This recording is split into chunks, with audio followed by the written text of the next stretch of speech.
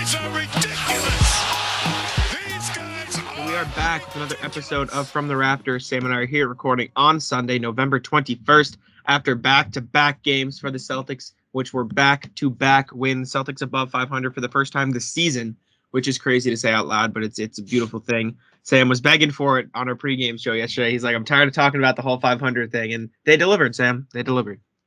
Yeah, I mean, as they should have. They didn't play down to their competition for 3 quarters. They didn't. The fourth quarter, things got close again at the end. But Tatum with another good game. That's 3 in a row for him now. I think we can all take a deep sigh of relief, deep breath, however you'd like to say it. Grant Williams has continued to be great. He's hit double digits in 4 of the last 5. I had to look it up today because I was just curious. I was like, he's really been playing pretty well. Schroder continues to ball out. Across the board. Horford with another double-double. Pretty solid outing. Again, let things get close towards the end there, but I'm fine with it. Glad they beat the Lakers on Friday. That was the big one for me. I believe I said it on the podcast that I thought it was a must-win. If not on the podcast, I said it pregame. But I believed that, and it turns out they won. And you were there. You got to see it. How was it like to be back, Jack? Tell the people. Oh, it was phenomenal. I hadn't been to a Celtics game in a while. I'm actually going on Monday again, which is great, but that game's a little bit cheaper, obviously. It was amazing to be there at the Celtics game against the Lakers. As much as you can hate him, seeing LeBron in person is sick. Like, just to see the Celtics beat LeBron was even better. Seeing Russ and Davis and all those guys in person. Davis looks so dominant in person. But the Celtics looked phenomenal. First quarter obviously wasn't great. Lakers kind of had their way. Josh Richardson kept them in it. Then Tatum got hot. Smart Schroder did got too. hot. Yep, Smarter got hot. Give him the credit. Not that you're one not to, but the people need to hear. Yeah, no, everyone, they pulled it together. That was just a great game. And it was great to see the Lakers crumble. I mean, that's always fun as well. And the biggest part for me was the Lakers had to run through Westbrook because the Celtics were letting them, and he just didn't deliver, which, I mean, must be music to your ears. Yeah, he's bad. The team's bad besides LeBron and Davis. It's exactly what I've been shouting at the sky all summer up until now. I've taken my victory laps on post-game with KJ, then pre-game the day after. I'll take it now. That team is not good. Everyone made a huge deal about Westbrook, and he is not good. He's not good. He might be not good, might not be the best way to describe him, but he's certainly not a good fit on that team.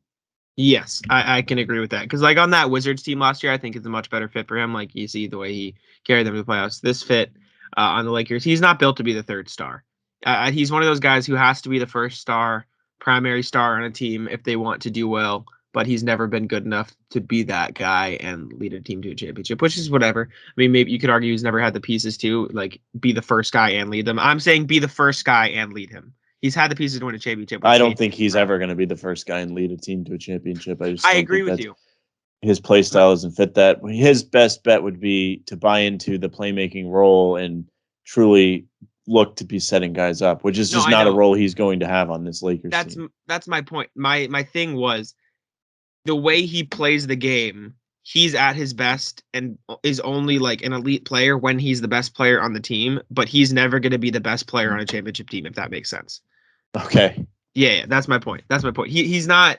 I don't think he'll be able to lead a team on his own to a championship, but I think his value to a team drops off significantly when he can't be that guy, which is just, I mean, it's not a good spot to be in as a player like that. So it's tough. Anyways, Celtics beat the Lakers. That was great. Went on to play the Thunder. I thought their offense against the Thunder was the best they'd played all season by far. And obviously it helps when you're going against a team like the Thunder, who are obviously not a very good 6-10 team. As far as bad teams go, they're not the worst of bad teams. And they are, I will say, they're not like a bottom tier defense either. I mean, they're not top 10 or even top 15, but they're not like 30th, you know what I'm saying? So they're not like the Pistons or the Rockets, who are horrendous. But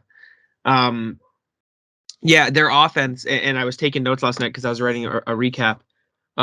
Drive and kick and drive and kick and drive and kick. And that's what Ime Udoka said before the game. He was like, if you see me yelling on the sidelines, it's me telling them to drive and kick out to open guys. And they did that. Schroder is that guy. Mike Gorman said it during the broadcast. That in-between game is his. Schroder was dominating the Thunder. He's on a warpath against his former teams in 3 games in a row. Hawks, Lakers, Thunder. No, he was not. He was not good against Atlanta. I know. My point is he's played against all 3 of his former teams right in a row. But the latter 2, he played better in, obviously. But yeah, let's talk Schroder a little bit. He's been probably the second best guy in this team most of the year. That being said, with Brown out, not counting Brown in that statement, but he's fantastic. He gets anywhere he wants on the floor. It seems he's so fast. He's able to get himself to the rim. And when he's getting himself to the rim, makes things easier for the other guys on the team because the defense has to worry about that. And he's finishing around the rim. He's not just driving and being reckless. He's under control and he's figured it out. And the biggest thing is he's not afraid to take those mid-range shots, which you've been preaching, and I'll give you credit for. It's important. I'm not just screaming out here, and I know you understand that.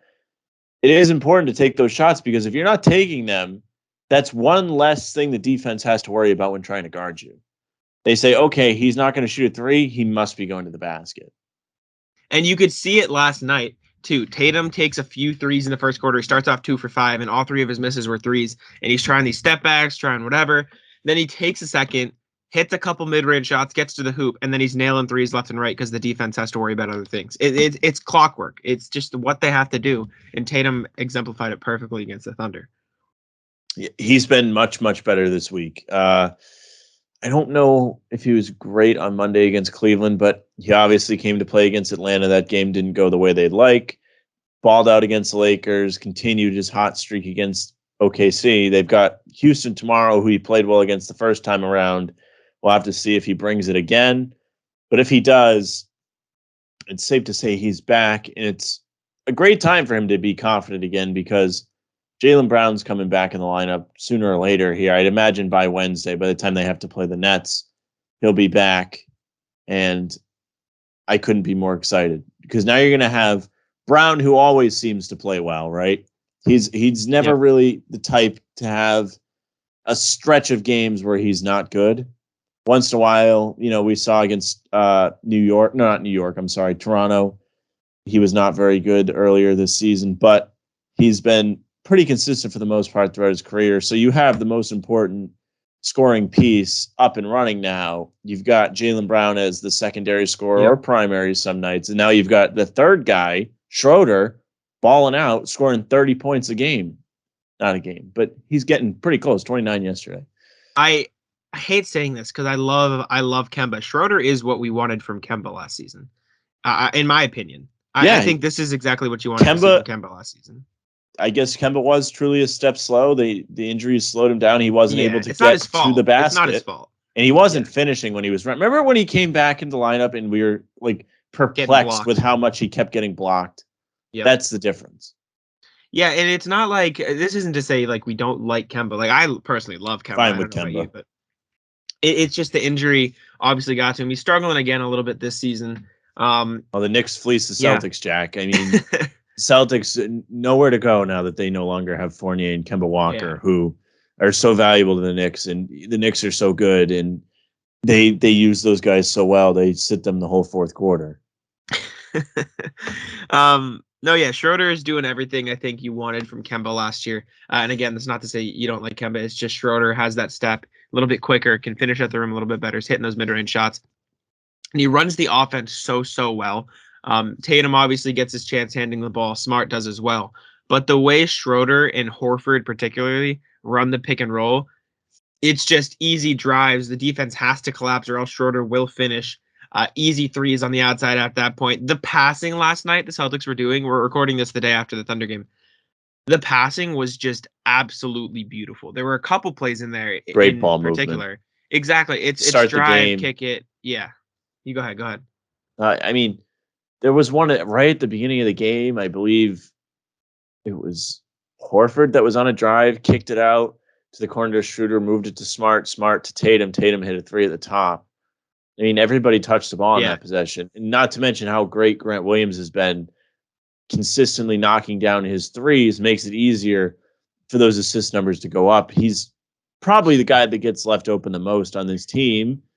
his teams want him to prove himself. And here he is confidently shooting the ball. And you can see the difference in how Grant is playing. Okay.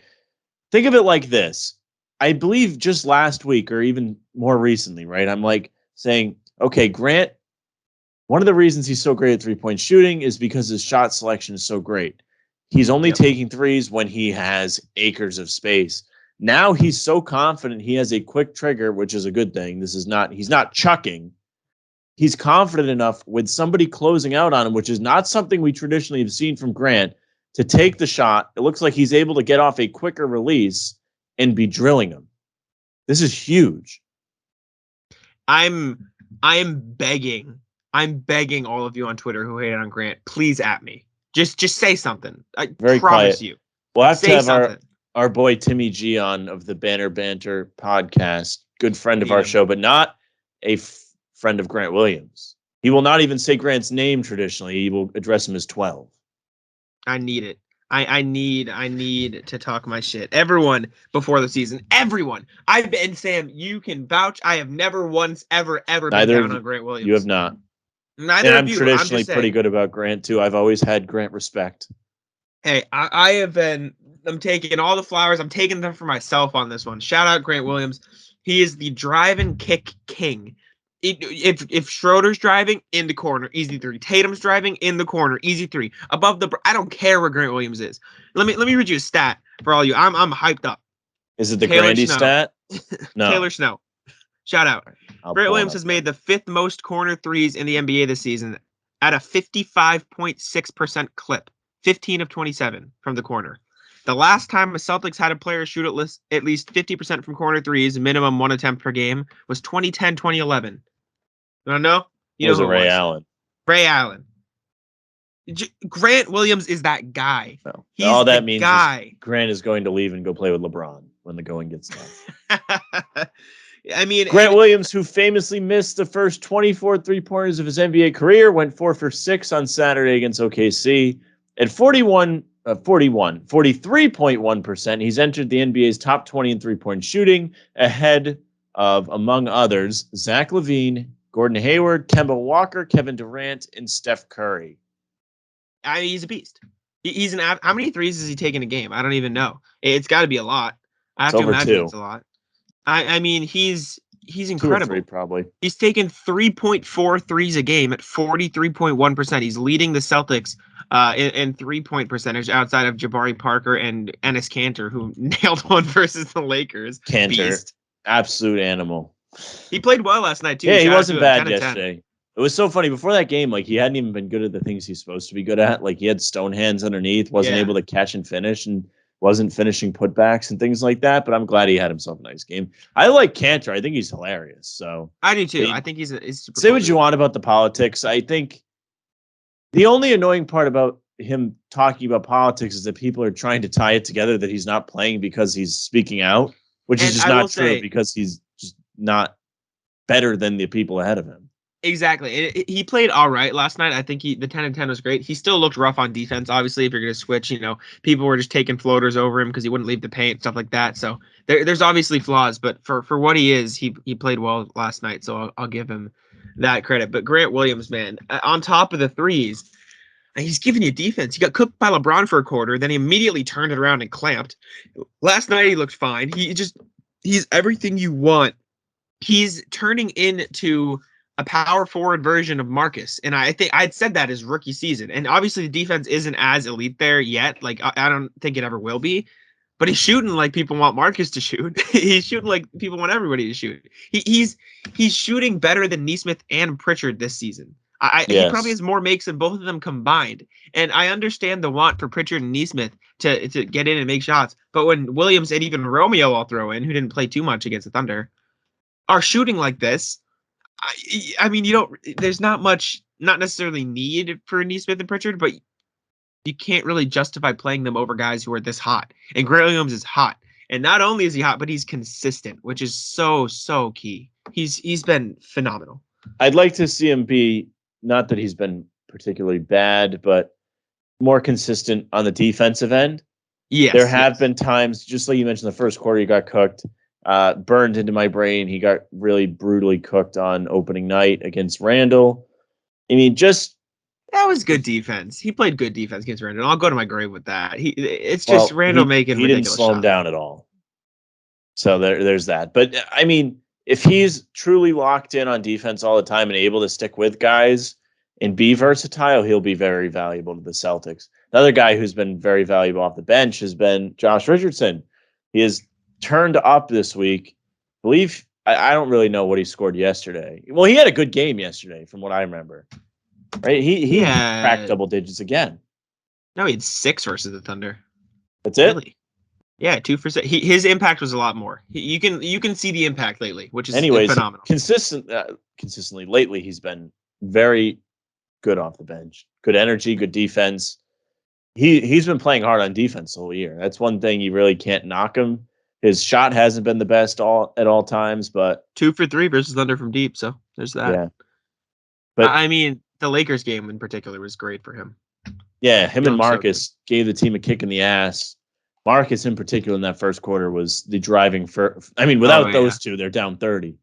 Yeah, 100%. I mean, Richardson, just like Schroder, his ability to get to the paint and to the mid-range and make plays from there, that's what the Celtics have to do. I mean, they were settling for so many threes earlier this season. I'm curious to see how many threes per game they're taking in their last, I had a dream that they only took 6 threes in a game, and it was fantastic.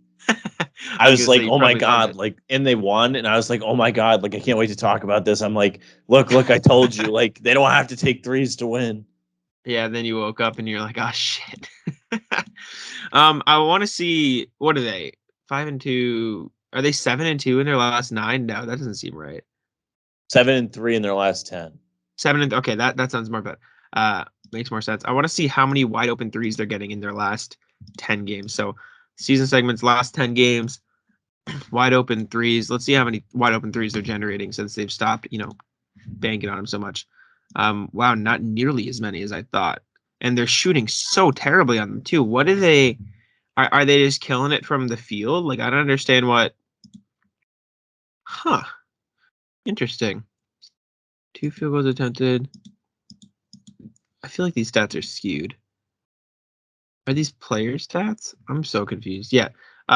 These are wide open shots. Yeah, okay. I want to see how many threes they're taking. Sorry, I'm on the wrong page. I'm just being a bozo. Because it seems like the offense has finally found its niche or whatever you want to say. And they're taking threes still, but they're only taking good threes, if that makes sense. Like, outside of the Tatum, step backs or whatever, like, no one else on the team is besides Tatum, I haven't noticed a lot of early threes. Which the early threes are a killer, not just for the Celtics, but for other teams as well. I mean, just look at the Lakers. Davis and Westbrook were chucking them on Friday, and it let the Celtics take control of that game. The saddest thing is, I mean, most of Westbrook's threes were wide open. He just missed. Well, he's bad. He's just not good. Like, I don't know. He's not a good shooter. I don't know how. No, he's just not good in general. All right. No, yeah. It's been. I don't understand. Like, why? I'm gonna keep saying this all season. I don't understand unless they really turn around and are incredible out of nowhere, which is not going to happen. No. Why people are over the moon with that? I mean, they have Westbrook now. Like, they should have went and got Buddy Hield. It's a layup. Yes, I'll agree with that. Since November 2nd, the Celtics have the 4th best record in the NBA. They're 7-3 in that span. Only teams with better are Nets are 8-2, Warriors are 9-1, and the Suns are 10-0. Yeah, they're Suns 11, 12, and 11 straight. 11 straight. They're ridiculously good right now. But excuse me, Celtics in that span, Sam, 19th in the NBA in 3-pointers attempted when they've got 73. They're also shooting 24th in the league in percentage. But I mean, if you're only taking that many, that's not a big deal. They're not even taking that many shots. They're 27th in the league in field goals attempted, but they are 14th that's not a good in field goal percentage. I mean, you want to be taking shots unless you're playing at a slow pace deliberately. If you're taking less shots than the other team, odds are you're not going to win. I mean, you're just giving yourself more chances to score. But you're turning the ball over more, getting less rebounds. Things like that are equating to that. But which doesn't make a lot of sense. It's been the defense that's been just piggybacking the Celtics. Yeah. and that's been, which is fine. I It's mean, no secret. I'm perfectly happy with it. They're third in the same stretch since November 2nd, third in the NBA in defense. Have they been better at rebounding? Yep, they're eighth in defensive rebounding. Steals, they've got to be up there because of Marcus now. Nope, they're almost dead last in steals, honestly. Blocks aren't there either, but they're limiting points for their opposing teams. They're just playing clamp down defense. They're giving up almost no second chance points per game. They've clamped down on the fast break, third best in that stat per game.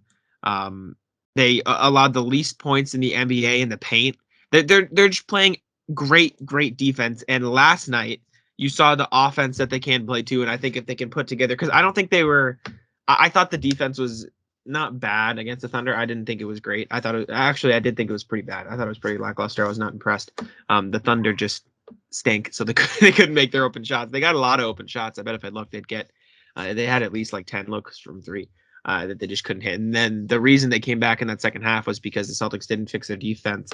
And then on offense, they started just getting it felt like they were lazy. screwing around on offense. Yeah, Schroder was threes. Schroder was just like, oh, let me mess around a little bit. Tatum was like, let me mess around a little bit. And then the Thunder started to make a few. One on a run, Udoka timeout, fixed it. Fourth quarter, one on another run, Udoka was pissed, had to put the starters back in. It was an ugly end of the game, and a lot of people will only remember that. But the first three quarters, or 2.5, were just the best offense the Celtics have played all season long. There weren't many flaws. There weren't many empty possessions. They were passing, they were driving and kicking, and they looked phenomenal. I mean, like you said, Grant's the drive and kick king. Schroder, Tatum running the offense. Smart's been better. They just need to match that offense with the defense they've been playing before that Thunder game. Yeah, I mean, just a prime example is the Atlanta Hawks game where they had both sides of the ball going at completely different times of the game, and it screwed them over because they couldn't figure out how to put it together and make a run to get back into a game where it really felt like the door was open for a lot of it, and they did nothing about it. So, the Lakers game, offense was really rough early. So was the defense. They put it all together for the last three quarters, outscored them by 30. Again, yesterday, 3 good quarters. Then they screwed around a bit. Getting them to play for 4 full quarters is truly something that will give a guy a Nobel Prize. I mean, going back to last season, it's been the story of all. Even 2 seasons ago. They were good, but even it's just been a trend. And I think the issue or the difference was 2 seasons ago, they would end up finishing them and, coming back. But last year they collapsed, and this year they're doing it again. So that's been I don't know. I think they have figured out how to finish games a little bit better lately. Yeah, they're getting better. I mean, they did drop the close one to Dallas, of course, and then to Cleveland. But then they won the second one in Cleveland, which I believe was close most of the way. It was 98-92. Yeah, the Cavs were sticking around, thorn in the side for most of the game. But they did close it instead of completely losing the lead. Obviously, they blew the game against Chicago and the first one against Cleveland, which was horrible. Yeah. The New York game, they couldn't close out. That was tough, though. They had to make a comeback. Toronto was a blowout. Both Washington games, I feel like they could have gotten in and won. The second one hurt more. That's why it was so frustrating for all of us watching, because those were all games that were winnable, and none of them were wins. Now you're starting to see it be the other way around, where, okay, you're starting to at least finish the end of the game. Yeah, the only games you might be letting the team back in, but they're not. At least you're losing it completely. Exactly. The only games that weren't winnable really was Toronto, and you could argue the Hawks game. They were in it, but it wasn't like they ever got it down to like 3 or 4. I'm pretty sure. So I mean, you take those out, Celtics are what, ridiculous, like 14-2 or something. Something stupid, but probably around where I predicted they would be. You want to take a look at the upcoming schedule here, Sam, because December is about to be an absolute grind. I did see, but they should beat Houston Monday. This is what I'm going to do. I'm going to read the games to you, and I'd like to know your thoughts on each one. Okay. All right. So Houston, I mean, they should beat Houston. How mad if they lose that game? I'll be pissed, because just coming up, as we'll get into, there's not a lot of games that are gimmies like this one is. Well, do you know? And Houston's also like 1-15-16. I was going to say, do you know their record? They've only won once. Yeah, they're 1-15. They're by far the worst team in the NBA. Yeah, you can't become 2 on that. No. And I said this is such a random tangent. The reason the Thunder are an echelon above those other teams is because they consistently beat those other teams. The Rockets don't do that. The Rockets don't beat anybody. So you can't you can't lose to Houston. Tice is back though again. So we'll see him. Houston gave the Knicks a run for their money. The almighty Knicks. It was close down the wire there, but Knicks pulled away. Knicks have been struggling. Brooklyn game. Who could have told you that? I think that Brooklyn game is a tough game, but I do think it's a game that's winnable for the Celtics, especially with Brown's back. You're at home. I'm sure there's going to be, and if there's not, I'll be very disappointed. Where is Kyrie chants going around the Garden, as there certainly should be. I didn't even think about that. I just think so far this season, the Celtics have really showed up for the big games for the most part. First one being, I guess you could say New York was a big game. They lost it, but they put together a pretty good game. Obviously, Brown, 46 points. Charlotte is the next one. That team was 3-0 when you went down there on a second night of back-to-back, which Celtics are now 3-0 on. You beat them. Next big one, in my opinion, was Chicago. They showed up for 3 quarters and then decided they were too tired or whatever. And then lastly, you've got Lakers on Friday, blow them out. That's 4 games. They've shown up for all 4 of them. Better big games. I can't see them not showing up to play Wednesday. And this has been the identity of the Celtics since Tatum and Brown have been the guys on this team. They show up for the big games. And I'll give them credit. Celtics haven't lost 2 in a row in November. They've been consistent. At least they right the ship in the second game. They lost to Dallas, came back, beat Toronto, lost to Cleveland, came back, beat Cleveland, lost to Atlanta, come back 2 in a row. Lakers, OKC, the last games they lost in a row were obviously the 2 at the start of the season. Then they lost to Washington twice, in Chicago they blew it. But since then, they're winning with. I mean, losses sprinkled in between. That's normal. It's not ideal, but they're doing a good job of trying to stay somewhat consistent. Friday, November 26th, in San Antonio. I mean, yeah, you got to win that game too. Yeah, they got to.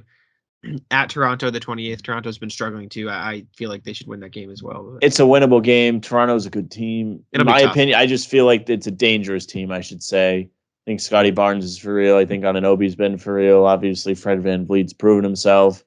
Siakam's back, but he's kind of a bum in my opinion. He's actually playing. I mean, I know this because I did research for my power rankings. Siakam's been playing well the past week, but Scotty Barnes has been shit.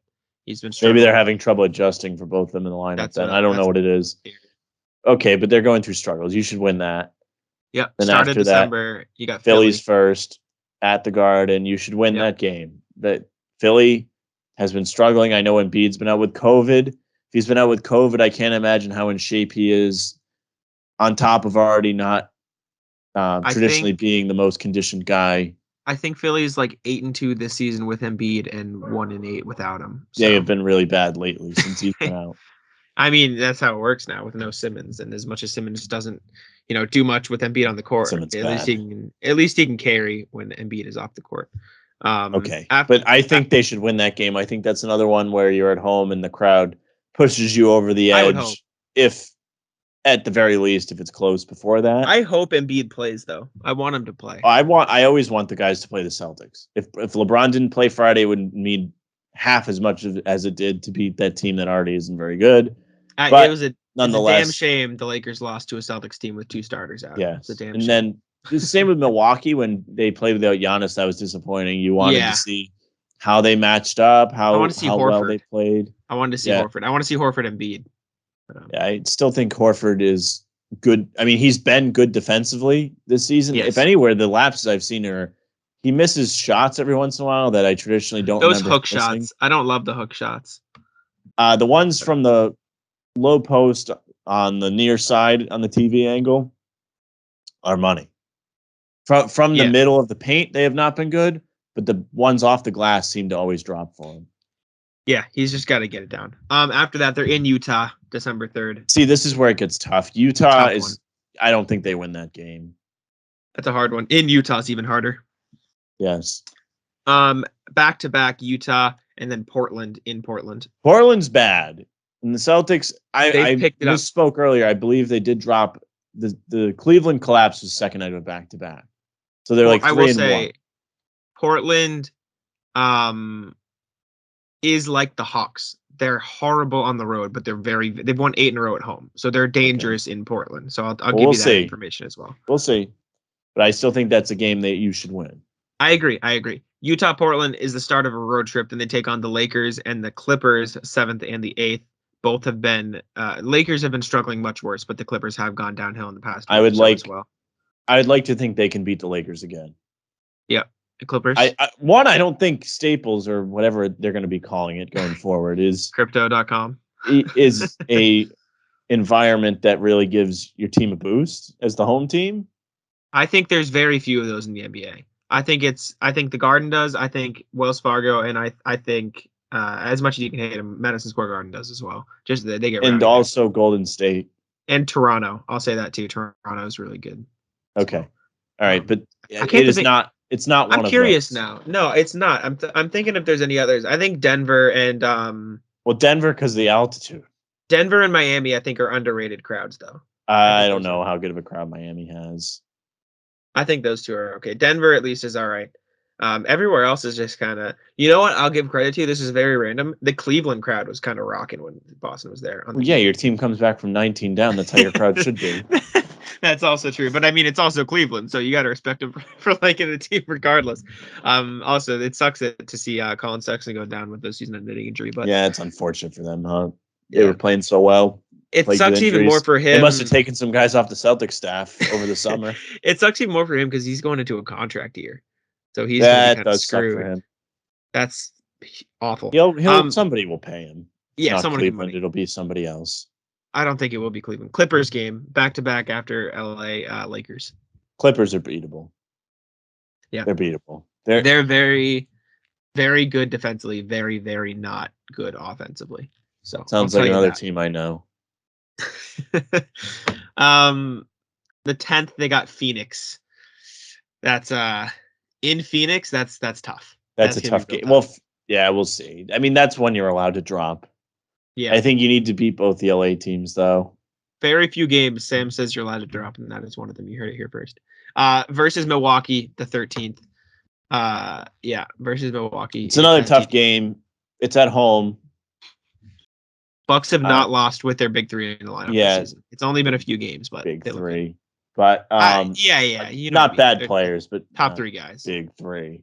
I don't know. That's a tough one. I think you should win because you're at home. That's just how I feel. I feel like you shouldn't lose games at home usually. Yeah, I just don't think you should. Okay, I got the next one for you then. At home versus Golden State.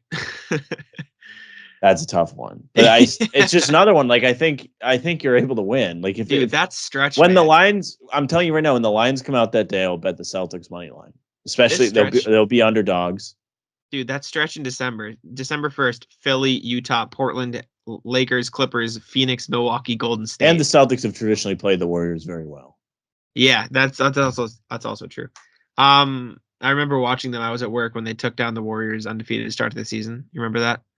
Or undefeated start at home, or it was something. It was a big game. When they were in Golden State. Yeah, undefeated home streak or whatever it was. It was that was another situation. The Celtics had Golden State when I don't know how many games into their undefeated start to the season they were. It was a lot. It was deep. It was like 26 or something, 25, 26, something like that. Because it was in December. And they dropped it. Isaiah missed like a pretty good look to end the game and not have it go into another overtime, but then they lost. Yeah. That was a fantastic game. Anyways, back to back. The 17th is Golden State at TD. 18th is at TD again against the Knicks. That's a win. You have to win that, I think. The Knicks aren't good. 2, you shouldn't have lost from opening night and 3, you're at home again. And then, I mean, the 20th, 2 days later, at home versus Philly. That's another, tough game, but you want to see. These are for the most part games that go either way. When I say they should win, Knicks is not. I think they should win that. But Philly's another one. I think it could go either way. But I think if you're at home, you're supposed to win. Philly's a lot better than I thought they'd be this year. I'll give them credit. I mean, they're a lot better. Well, Seth Curry's playing out of his mind. Maxey's playing really well. Yeah, Furkan, they're getting Georges Niang. Georges Niang, yeah. I said production. December. I'll say this: December is going to be a very fun month of basketball if the Celtics can continue to play at this level. That'll be Could very be very, very upsetting month of basketball. Next on the Wednesday, 2 days after Philly at home versus Cleveland. I know That's a game you have to win. Yep, I agree. Then you got Christmas game in Milwaukee.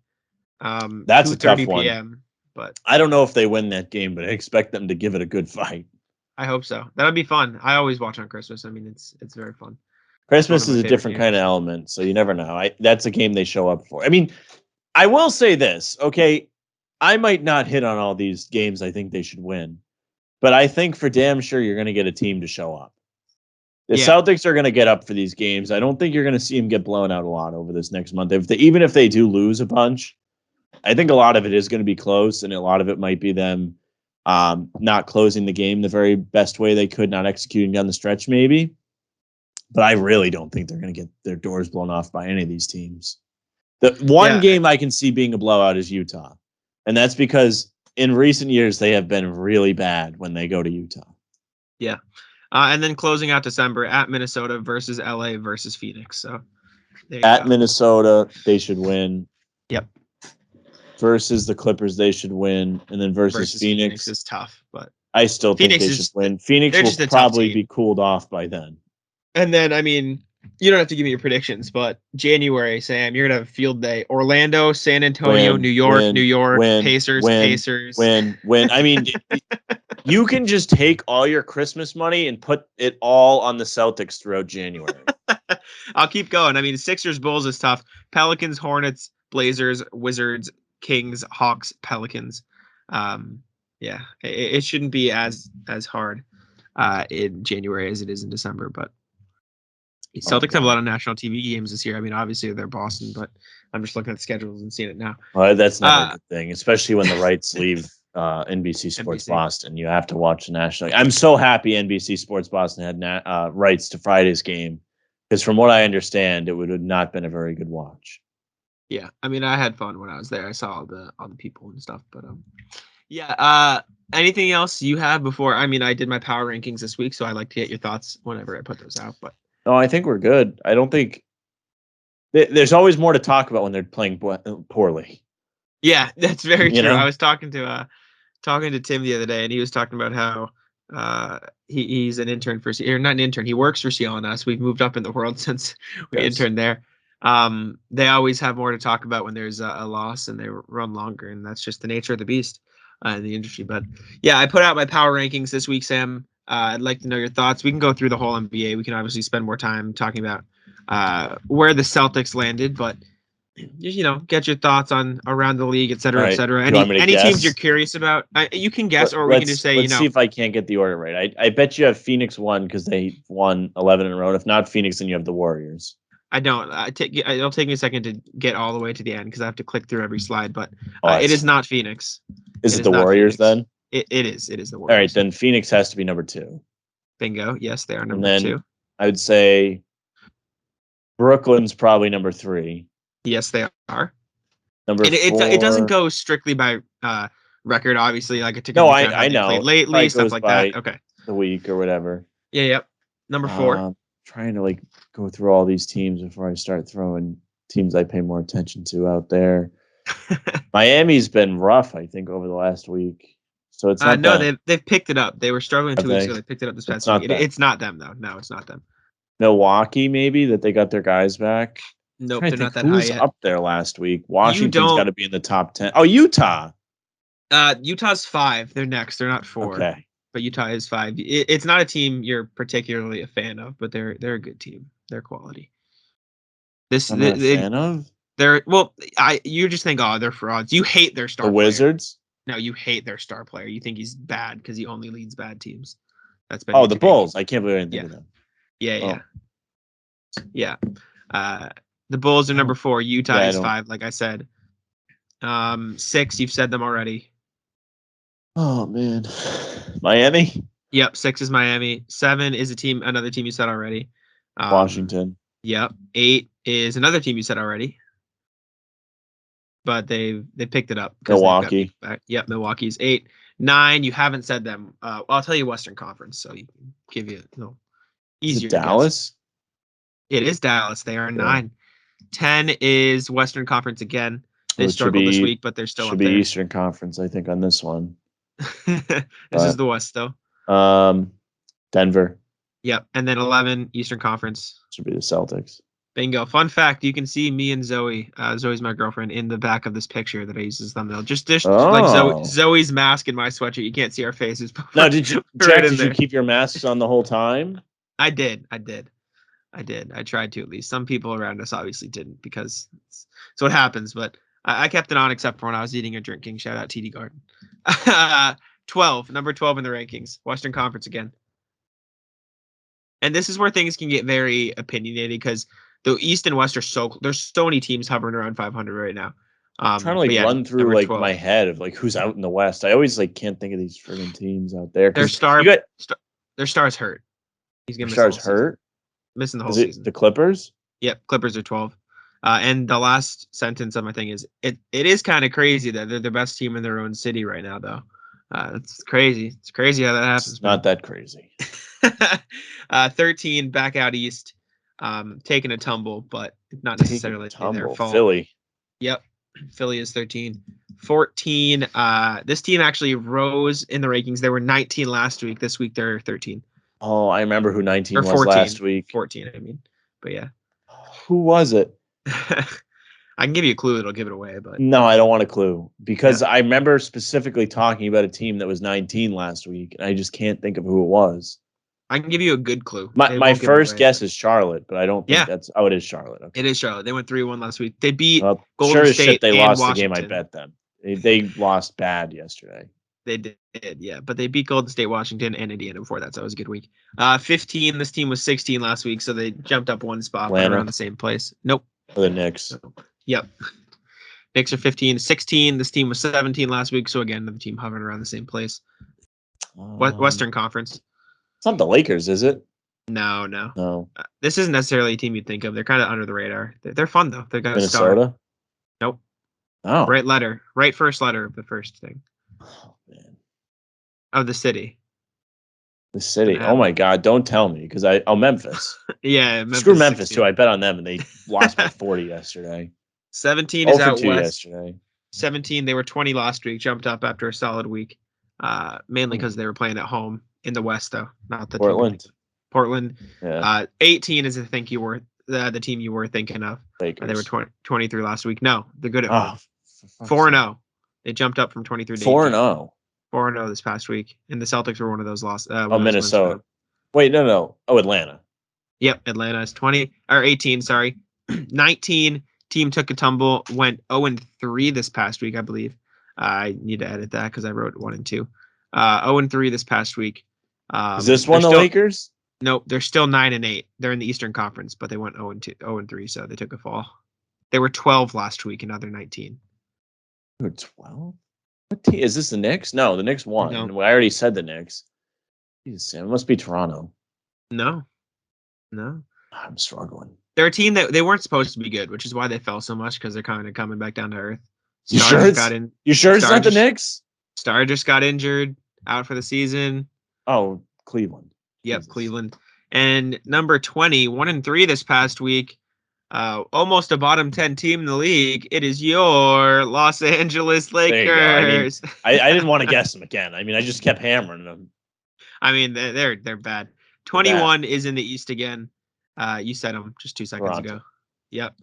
22 is out west, 7-9. They went 3-1 this past week, though. They've won 3 in a row. So picking it back up. You said them as well. Western Conference. Minnesota. Yep. 23, still Western Conference. Went 1-4 this past week, but they were 22 last week. It is, yeah. They just lost last night. Nope, they just lost last night. Almost came back, though. OKC? Yeah. 24 went 1-3 this past week. Sam, you hate probably your least favorite team in the NBA from the way you've talked about them, Eastern Conference. Not in the sense that you hate them, just in the sense that you think they're terrible. Oh, the Pacers. Yeah. Well, they're bad. Like, that team is not good. I know. They need to wave the white flag over there. I don't know what they're doing. Sam, I wrote an article for. I mean, it was based on the comments of a YouTuber I watched, but it's built for you. It was 3 trades, 3 Indiana Pacers trades to kickstart a rebuild. I'll tell you those 3 at the end of the show just for shits and giggles. But we'll finish this up first. I just don't think they should be trying to win. Like, I don't think Sabonis is a 1 or a 2 on a winning team. I think he's a 3. Yeah. Like, and he's your best player. 2. I think he could be a lower. I don't know about that. 25 Western Conference again. They went 1-3 this past week. There was a lot of drama this week saying their coach could get canned. Tristan Thompson. I mean, he did get canned. He's gone. Luke Walton? He got fired this morning. Oh, did he really? Gentry will take the reins. Yes. Oh, really? Jack, you retweeted this? No. No, I did not. I have been very busy. I've not been on my phone that much. Yes. Wow. All right. Well, there you go. Yeah. You see what Tristan Thompson said? He said like he doesn't need a coach telling him what to do or whatever. He's basically just called out his whole team. No, I mean it makes sense. It just means the Kings aren't trying that hard. Luke Walton, by the way, the second best winning percentage in Sacramento Kings history. That's so sad. It is sad. He's not even 500. No. 26 is back out east. They're the worst team in the East right now, which is must weird, but they're still 26. Orlando. Yep. Orlando. Then you've got. Let's see. We've got 3 teams left. Let me see if I can just hit 4 you. teams. 4 teams left.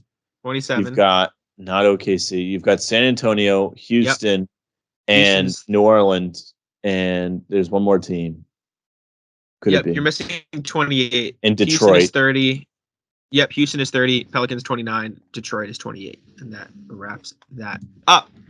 But yeah, these Pacers trades, Sam. I mean, you don't have to give your thoughts, but I did write the article, and I forgot to even show it to you because I know you hate the Pacers. I don't hate the Pacers. I just think they're bad. Which is fair. It's very valid. The first one, oh God, it was a Warriors trades. Warrior fans are in my mentions, dude. They're coming for my throat. They hate me, dude. Like, get a life. Like, I don't get it. Like, my whole Twitter mentions right now is just Warriors fans yelling at me for a trade. And I mean, it's not an ideal trade, but it would help them for this season. It was basically trading Wiseman and Kuminga, and they would get back Boucher, Maxi Kleber, and Dorian Finney-Smith to help them with depth this season. It's not like they're fucking playing their young players anyways, but if I'm the Warriors, absolutely not. I'm yelling at you as well, Jack. All right, whatever. This one is Wiseman and Kuminga again, but this time they get Miles Turner back to start at center, which I don't hate at all. That's another one I'm yelling. That's not a good trade. Why?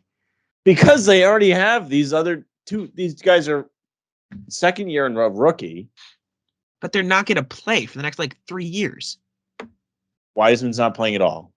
Or is he injured? He hasn't played a single game for them this season. He's hurt. Okay, well, when he comes back, he's found money. Kuminga's playing 10 minutes a game. Wiseman wasn't even, he was okay last year, but it's not, I don't know. I just think Turner would be a much better fit, and I think it'd be worth it for them. Anyways, and that was for the Pacers Kickstarter rebuild. Second trade for the Pacers, Karis LeVert and Justin Holiday. They get back Torian Prince, Josh Okogie, Jalen Noel. But the main thing is they get 22 first and a 2025 first, and the 2025 first would be after Cat's contract is up. So yeah, see, that's one I would do if you're getting picks back. You're not if I'm the Pacers, I'm selling for picks. And the deadline you watch are going to be offloading all these guys. Like Brogdon's probably going to be on a new team. LeVert might be on a new team. I don't know what their length of their contracts is, but those guys are not going to be on the Pacers by the end of the year, I don't think. And the last one I had, Sabonis to Washington for Hachimura, Corey Kispert, Thomas Bryant, 2024 and 2027 firsts. That's one if I'm the Pacers, I do. I think it makes Washington Hachimura is supposed to be good, and you're getting picks, and Kispert's a rookie. Thomas Bryant's all right, but he's injured, right? Yeah, so is Hachimura. Neither of them have played a game. Well, yeah, I know Hachimura's been injured, but I think that's a good deal. That for benefits Washington. You down the road. And I don't think you're not getting anything from Sabonis if you're the Pacers. I think Sabonis fits well in the Wizards too. But, yeah, he'd be fine. Anyways, yeah, that's it. I just thought you'd find that interesting. I've been pumping out trade articles. I've successfully pissed off Pacers fans in my mentions. Warriors fans hate me. Blazers fans hate me, but I don't really care. Putting out the articles, I'm getting the views. So that's my job.